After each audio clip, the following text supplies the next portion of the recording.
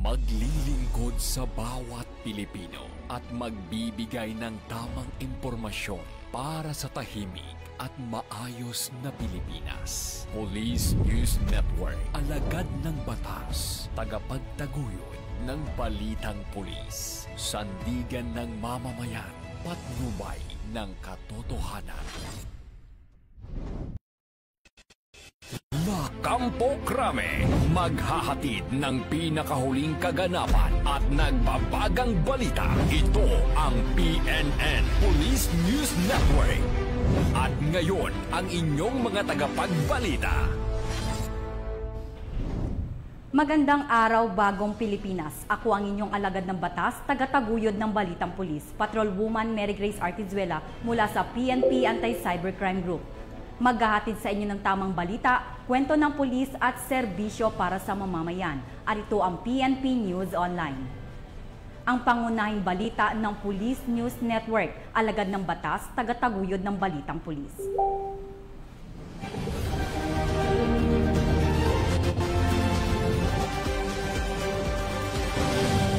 Narito ang mga balitang dapat niyong abangan. Mahigit 2 milyong pisong halaga ng shabu na kumpiska sa magkakaiwalay na operasyon sa Northern Mindanao. Armadong lalaking nagpakilalang NBI agent arestado sa Makati City. At pasahero sa Tacloban Airport timbog sa pagdadala ng gun replica.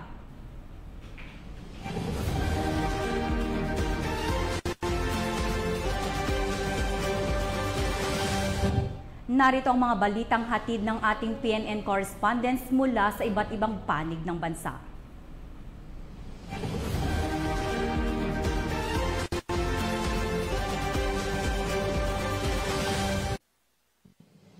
Mula sa bahagi ng Luzon.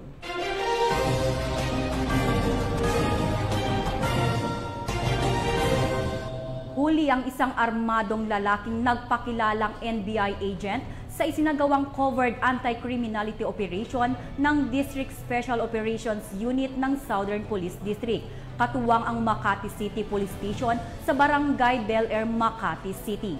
Nakatutok dyan si Patrolwoman Reyna Joyce Dalire. Isang armadong lalaki ang na-neutralize sa isinagawang covert anti-criminality operation ng District Special Operations Unit ng Southern Police District, katuwang ang mga operatiba ng Makati City Police Station sa Barangay Bel Air, Makati City. Batay sa ulat ng pulisya, dakong alas 10 ng gabi habang nagsasagawa ng surveillance operation ang mga tauhan ng DSOU sa kahabaan ng Nicanor Garcia Street, lumapit sa kanila ang isang hindi pa nagpapakilalang lalaki. Nang makumpirma ng lalaki na mga pulis ang kaharap niya, agad itong nagpakilalang miyembro umano siya ng NBI at nagbanta na may baril siya at babarilin niya umano ang mga pulis. Makalipas ang pagbabanta, agad umanong bumunot ng baril ang sospek at nagpaputok. Mabilis na nakapagtago ang mga operatiba at tumawag ng agarang responde mula sa mga tauhan ng Makati City Police Station. Kalaunay napilitang umatras ang sospek at nagtago sa loob ng kanyang bahay. Ngunit kalaunay napayapang sumuko sa mga otoridad si alias Genaro, 67 years old. Na-recover mula sa kanya ang baril na ginamit at ilang magazine na may lamang bala. Siya ay kasalukuyang nasa kustudiya ng pulisya para sumailalim sa masusing investigasyon at ngayon nakakulong sa kustudiya ng Makati City Police Station. Nasampahan na rin ng kasong paglabag ng attempted homicide, direct assault, usurpation of authority at violation of Omnibus Election Code. Sa isang pahayag ng Acting District Director ng SPD, Police Brigadier General Joseph R. Argelias, pinuri ng pamunuan ng Makati City Police ang katapangan at profesionalismo ng mga operatiba. Ayon sa kanila, ang insidenteng ito ay patunay na patuloy na determinasyon ng Southern Police District at ng lokal na kapulisan ng Makati na panatilihing ligtas ang publiko laban sa banta ng kriminalidad. Mula dito sa Southern Police District, Patrolwoman PNN Correspondent, Patrolwoman Reyna Joyce M. Dalire, alagad ng batas, tagataguyod ng Balitang Pulis. Maraming salamat, Patrolwoman Dalire. Timbog ang isang pasahero sa isang airport sa Tacloban City matapos maulihan ng gun replica sa kanyang bagahe habang papasakay sa flight patungong Maynila. Nakatutok dyan si Patrolwoman Kim De Los Santos. 7 araw matapos ang midterm elections ay mahigpit pa ring ipinapaalala ng PNP Aviation Security Group na ang COMELEC gun ban ay nananatiling epektibo hanggang June 12, 2025. Kaugnay nito, isang pasahero ang hindi na nakaboard sa kanyang flight at inaresto ng AFC Group matapos madiskubre ang isang submachine gun replica at isang magazine sa kanyang bagahe. Ang nasabing pasahero ay nahaharap sa kasong paglabag sa RA 10591 o Comprehensive Firearms and Ammunition Act at sa COMELEC Resolution No. 11067, kung saan nakapaloob na maging ang mga toy gun at replica ay hindi maaaring dalhin ng walang kaukulang papeles. Mahigpit rin na ipinapaalala ng Office for Transportation Security na kahit matapos ang COMELEC gun ban ay hindi pa din pinapayagan ang pag-transport ng gun replicas dahil ito ay kabilang sa listahan ng prohibited items ayon sa Memorandum Circular No. 002 Series of 2024. At maaari itong makumpiska o di kaya ay humantong sa pagkakakulong ng may dala nito. Paalala din ng PNP AFC Group na bago magtungo sa airport ay siguruhin na check ang inyong bags na walang laman na prohibited items. Matatagpuan ang list of prohibited items sa ots.gov.ph o di kaya sa kanilang social media outlets. At mula rito sa tagapangalaga ng kapayapaan ng bawat paliparan, ako ang inyong Police News Network correspondent, Patrolwoman Kim De Los Santos. Alagad ng batas, tagataguyod ng Balitang Pulis. Maraming salamat, Patrolwoman De Los Santos. Nasa kote ng mga operatiba ng PNP Anti-Cybercrime Group ang 5 individual na sangkot sa cryptocurrency investment scam sa isinagawang entrapment operation sa San Carlos City, Pangasinan. Yan ang balitang aking tinutukan. Sa San Carlos City, Pangasinan, isang matagumpay na entrapment operation ang isinagawa ng pinagsanib na puwersa ng PNP Anti-Cybercrime Group, Cybersponse Unit at Pangasinan Provincial Cybersponse Team sa pakikipagtulungan ng Securities and Exchange Commission na nagresulta sa pagkakaaresto ng 5 individual dahil sa iligal na pag-aalok ng cryptocurrency investment na walang kaukulang permit mula sa gobyerno. Ayon sa investigasyon, ginagamit ng mga suspect ang social media upang akitin ng publiko na mamuhunan sa isang hindi rehistradong investment na gumagamit ng cryptocurrency. Nahaharap ngayon ang mga suspect sa paglabag sa Sections 8.1, 26.3 at 28.1 ng Republic Act No. 8799 o ang Security Regulation Code. Ang mga kasong ito ay may kaugnayan sa probisyon ng Cybercrime Prevention Act of 2012 dahil sa paggamit ng internet at teknolohiya sa panlilinlang. Pansamantalang nakadetain ang mga suspect sa custodial facility ng PNP ACG Headquarters habang isinasagawa ang dokumentasyon at inihanda ang mga kinakailangang proseso para sa kanilang inquest proceedings. Paalala po mula sa PNP Anti-Cybercrime Group na lagi po tayo mag-iingat sa mga transaction natin sa cryptocurrency at pag-i-invest ng mga salapi sa mga kumpanya. Huwag po tayo basta-basta maniwala sa mga too good to be true na offers at sa mga pangako nilang magagandang returns. Ugaliin po natin i-verify sa Securities and Exchange Commission kung authorized ba silang mag-operate ng ganitong business. At kung may nalalaman kang mga kumpanya na hindi rehistrado sa SEC or nabibiktima ka ng mga investment scam, maaari po kayong dumulog sa PNP ACG. Bukas po ang aming opisina 24/7 at handang umaksyon anumang oras. Mula dito sa Campo Crame, ako ang inyong PNN correspondent, Patrolwoman Mary Grace Artizuela, nagbabalita para sa Police News Network, alagad ng batas, tagataguyod ng Balitang Pulis. Arestado ang isang 20 anyos na lalaki na kabilang sa top 5 most wanted person district level at top 4 most wanted person station level sa kasong statutory rape sa Caloocan City. Ang detalye ng report mula kay Patrolwoman Glazel Ann Esperanza. Namin sa kasong statutory rape. Isang 20 anyos na lalaki na kabilang sa top 5 most wanted persons sa district level at top 4 most wanted persons sa station level ang naaresto ng mga operatiba ng Warrant and Subpoena Section katuwang ang Liano Police Substation 7 na Caloocan City Police Station sa Barangay 165 Caloocan City. Ang suspect ay naharap sa kasong statutory rape batay sa warrant of arrest na inilabas laban sa kanya. Walang inirekomendang piyansa ang korte para sa nasabing kaso. Matapos ang pagkakaresto, dinala ang akusado sa Caloocan City Medical Center para sa kinakailangang medikal at pisikal na eksaminasyon. Pagkatapos nito, siya ay inilipat sa tanggapan ng IDMS Warrant and Subpoena Section para sa pasamantalang detensyon at paghahanda ng mga dokumento para sa pagbabalik ng warrant sa korte. Mula rito sa Northern Police District, ako po ang inyong PNN correspondent, Patrolwoman Glycelan Esperanza, alagad ng batas, tagataguyod ng Balitang Pulis. Maraming salamat, Patrolwoman Esperanza.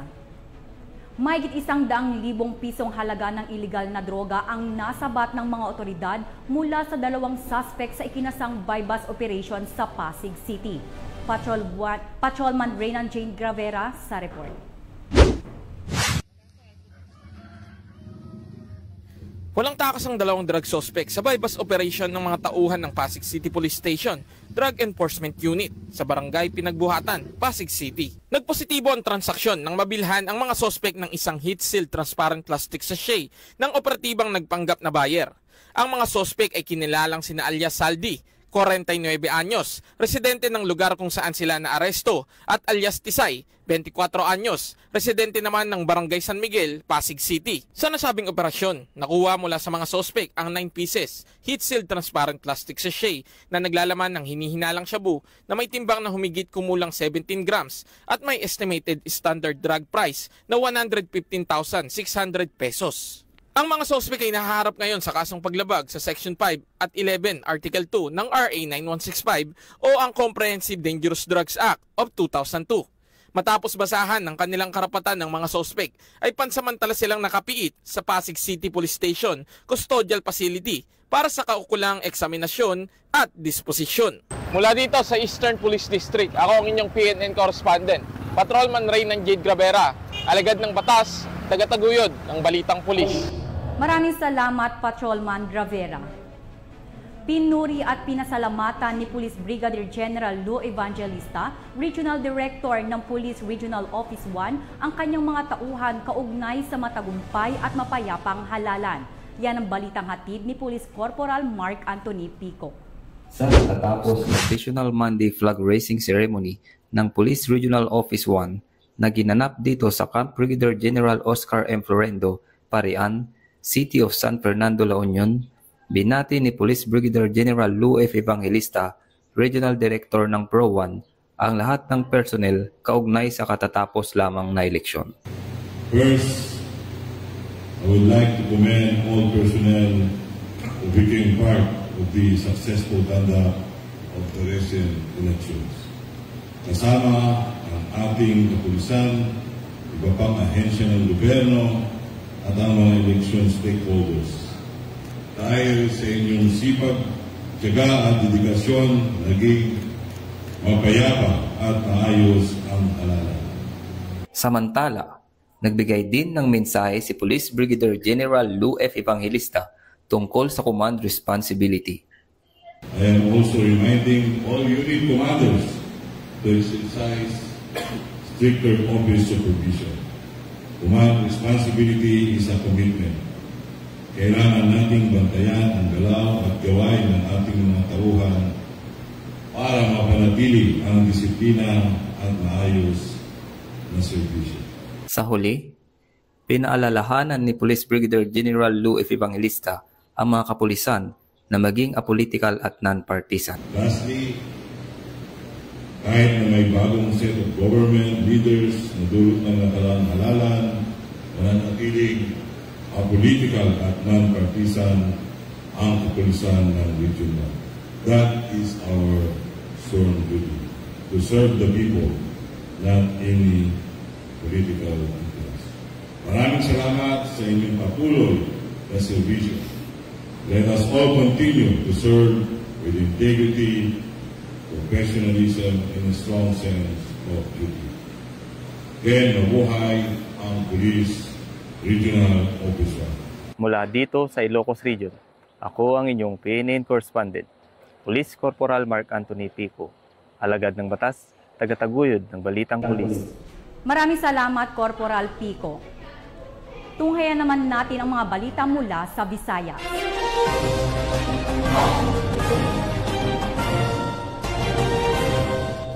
Hindi na nakapalagpang isang lalaki matapos maaresto sa ikinasang bypass operation ng PNP sa Iloilo City. Ang kabuuan ng balita mula kay Patrolwoman Charmaine Balunsat. Nahuli ang isang individual sa isang bypass operation na isinagawa ito lamang 17 ng Mayo taong kasalukuyan sa Barangay Tabuk-Suba, Haro, Iloilo City.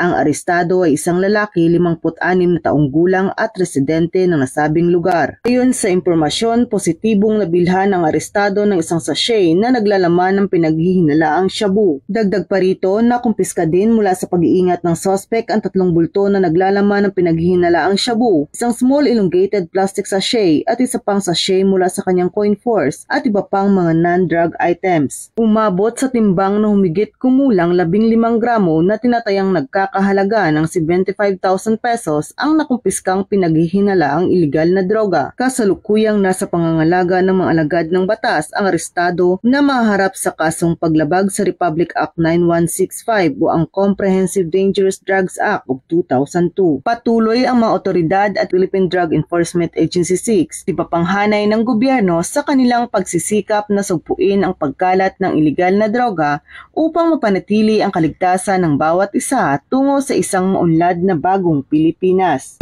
Mula dito sa Police Regional Office 6, ako ang inyong Police News Network Correspondent, Patrolwoman Charmaine Balunsat, alagad ng batas, tagataguyod ng balitang pulis. Maraming salamat, Patrolwoman Balunsat.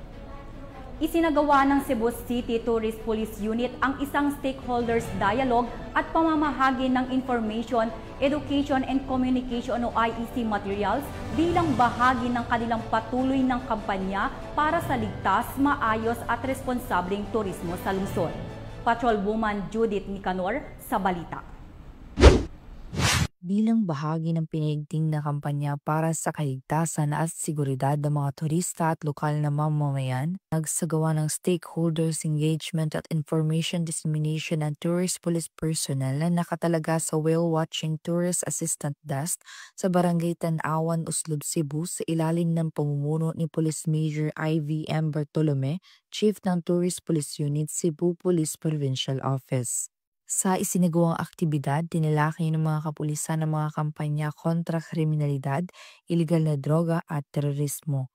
Layunin nitong mapalawak ang kaalaman ng komunidad at mga turista hinggil sa mga hakbang para sa kanilang kaligtasan habang nasa mga pasyalan. Kasabay nito, namahagi rin ng mga information, education, and communication materials ang mga personnel ng Tourist Police Unit na nakadeploy sa White Beach, Basdako, TAD sa Barangay sa Abedra, Moalboal, at sa mga whale-watching TAD sa Barangay Tanawan, Oslob, Cebu. Iyan sa mga ipinamigay ay flyers ukol sa crime prevention, anti-terrorism at ligtas Sumbak 2025.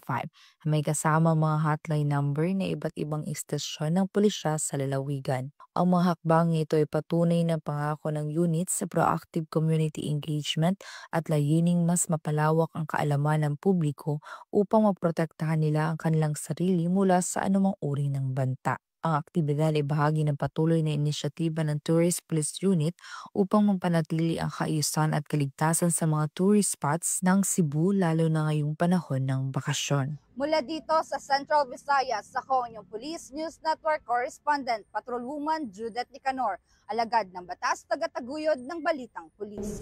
Maraming salamat, Patrolwoman Nicanor. Narito naman ang mga balita mula sa bahagi ng Mindanao.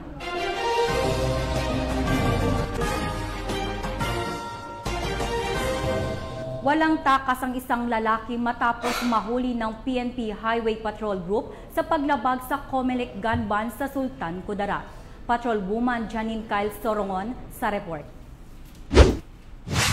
Habang nagsasagawa ng Comelec checkpoint ang mga tauhan ng Provincial Highway Patrol Team Sultan Kudarat, nito lamang nakarang araw sa pangunguna ni Police Lieutenant Reynaldo Alamin sa pamumuno ni Police Colonel Benito Ricoperto kasama ang kapulisan ng Bagumbayan Municipal Police Station sa kahabaan ng Sitio Nakan, Barangay Kapaya, Bagumbayan, Sultan Kudarat ay napara nila itong sasakyang Toyota Hilux na may plate number na WMI 574.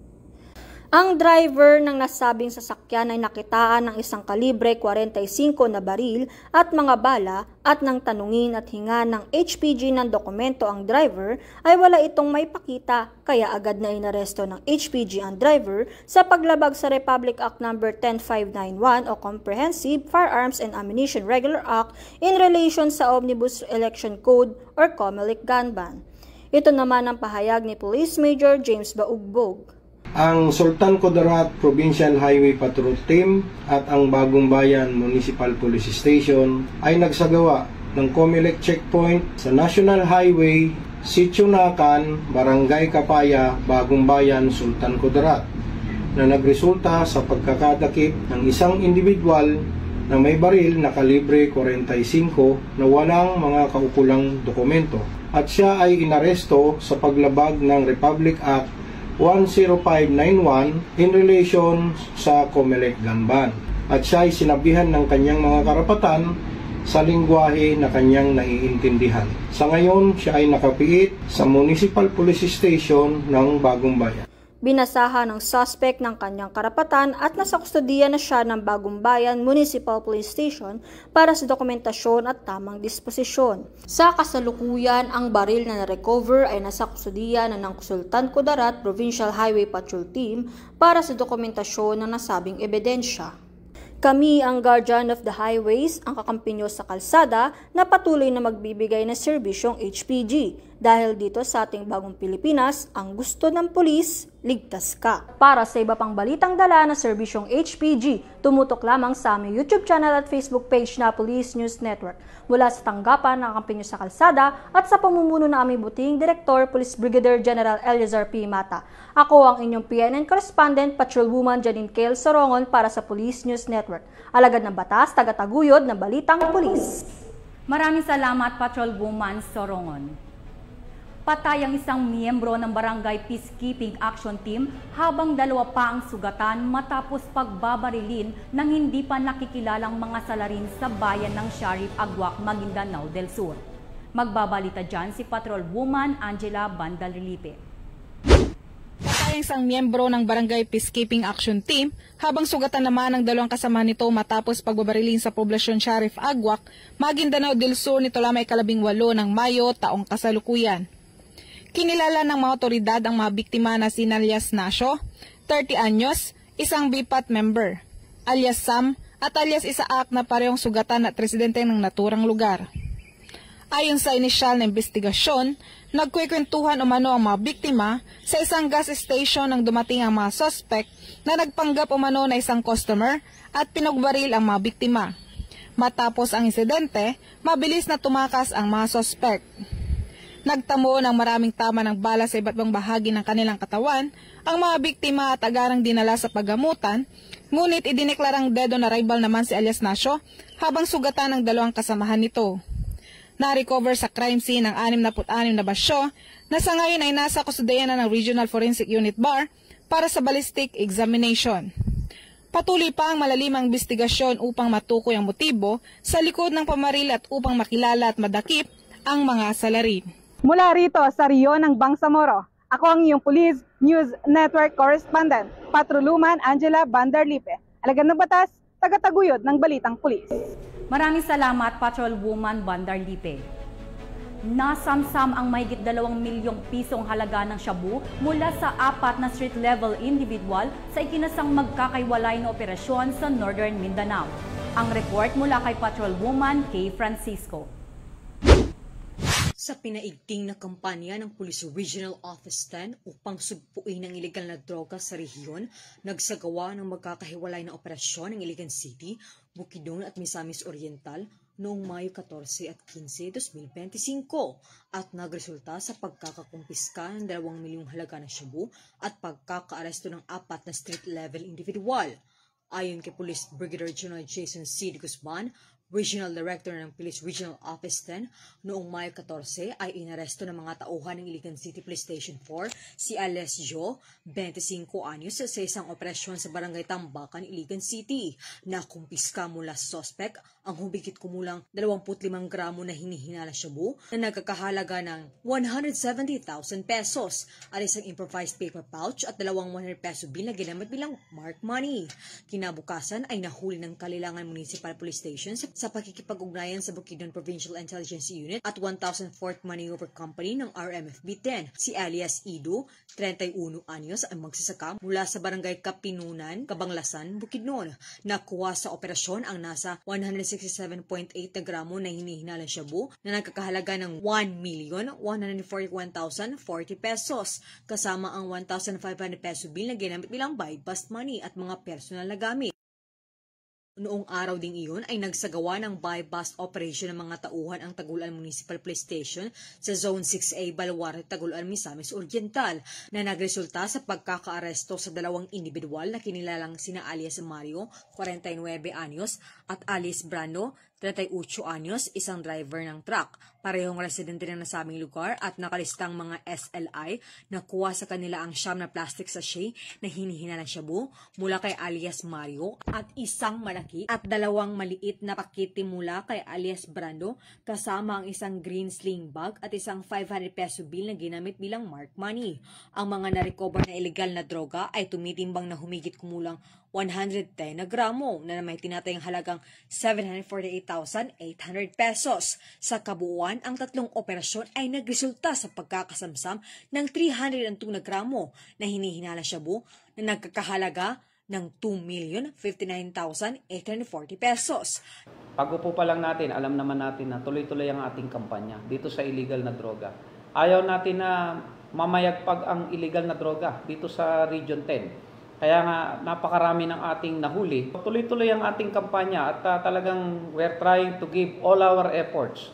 We're trying to get the support of our other local government units and agencies na talagang i-address natin itong droga. So again, papasalamat kami sa ating community sa pagsuporta sa atin. Mula dito sa Northern Mindanao, ako ang Police News Network Correspondent Patrolwoman Kay Francisco, alagad na batas, tagataguyod ng balitang pulis. Maraming salamat, Patrolwoman Francisco. Sa walang tigil na operasyon ng pulisya kontra iligal na droga, nasa kote ang nakatalang top 4 city high-value individual at isa pang individual sa ikinasang buy-bust operation sa Davao City.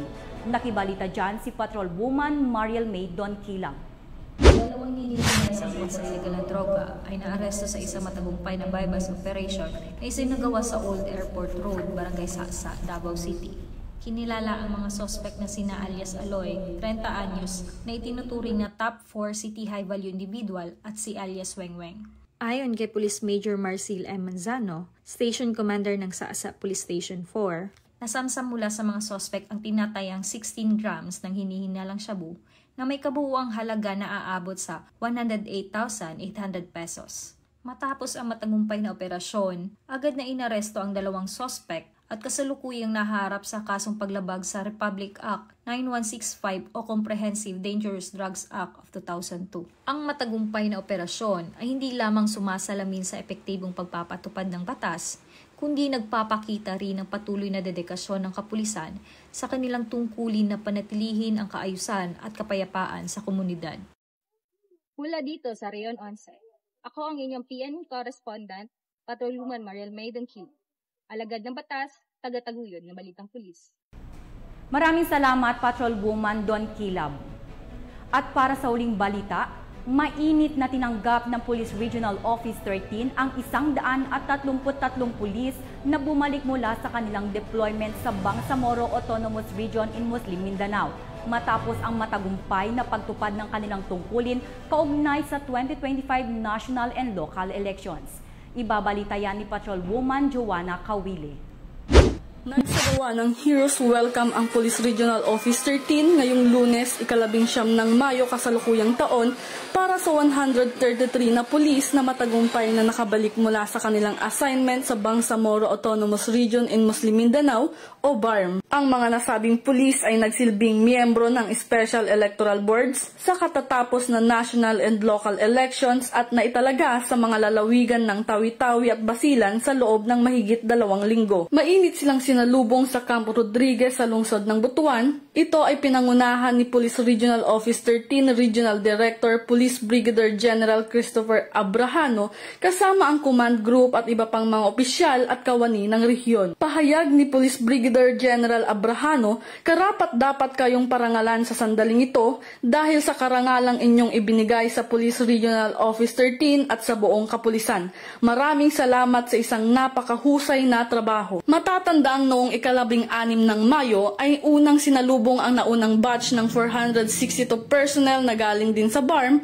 Sa pagdating ng huling batch ngayong araw, kumpleto nang nakabalik sa Caraga Region ang kabuang 595 personnel ng Police Regional Office 13 na naitalaga sa election duties. Ang kanilang pagbabalik ay sinagawa ng ligtas at maayos, patunay sa dedikasyon ng Police Regional Office 13 sa pagtataguyod ng mapayapa at maayos na halalan sa mga malalayong lugar sa bansa.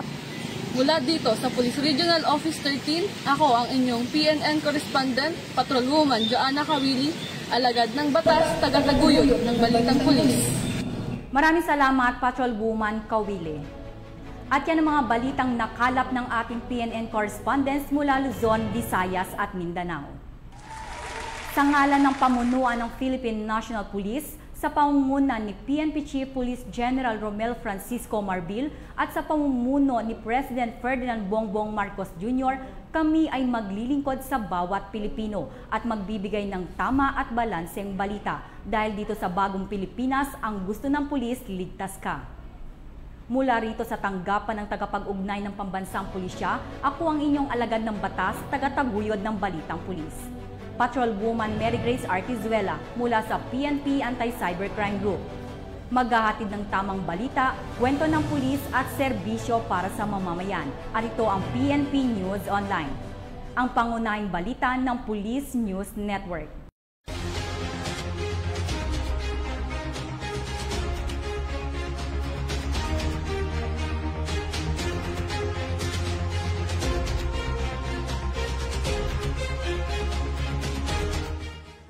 Police News Network, alagad ng batas, tagapagtaguyod ng Balitang Pulis.